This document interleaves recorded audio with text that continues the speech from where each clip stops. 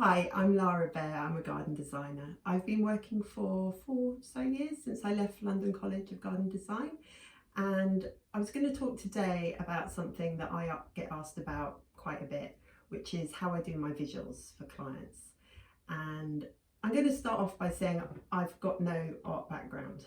I didn't even do art GCSE, and in fact my very first garden master plan that I did a year or so before I went to college, which is this one, and it was for a school garden, primary school that my kids were attending at the time, and it's quite different, I would say, in terms of the style of master plans I now do for clients, but crucially it worked. This garden got built. The head teacher liked the design, the kids liked the design, we raised the money, and I think that's really important, is that the idea that there are different methods for doing visuals and you can learn those, but ultimately your visuals are there to sell your concept to your clients and hopefully get some of what is inside your head down on paper so that other people can understand it.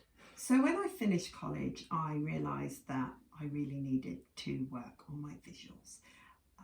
Obviously I'd learned a lot at college, but I think visually I'd become a little bit confused by the fact that there were these people at college who were amazing at drawing, amazing at CAD.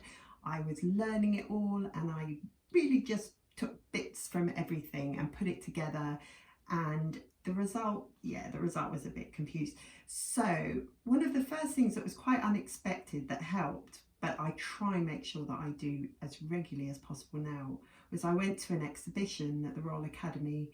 This was Painting the Modern Garden, and it was just really inspiring, and it really brought home to me this idea that what I also had to think about was not just showing design features, but evoking an atmosphere in my visuals. And it was this painting in particular which explained that to me suddenly when I saw it, because I saw this painting and I was immediately taken to sitting in the garden with my grandmother.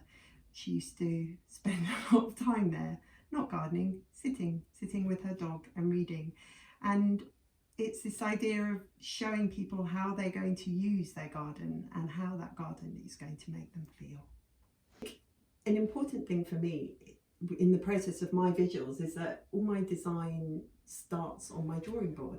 I mean, obviously the survey will be there in CAD waiting for me, but this is really where my ideas start to happen, and I scribble a lot. I didn't realise quite how much till I looked through my notebooks. But you know, these ideas may have taken 2 minutes on the train, but they're actually the basis for a design that's being finished up now. So even when I then have a finished design and I'm getting all my setting out and the nuts and bolts of everything is happening, I still, when I then start working on my visuals, I'm then still often going back to paper.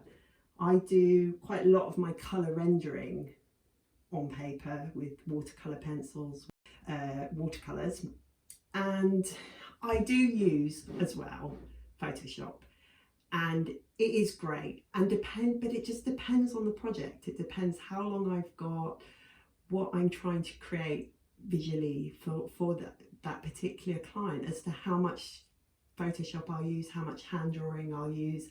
And I think that's really bringing me back to my initial point with that master plan that I did those years ago, which was very basic, but it worked.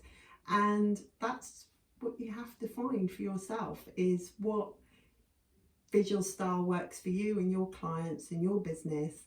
And yeah, it's pretty fun as well.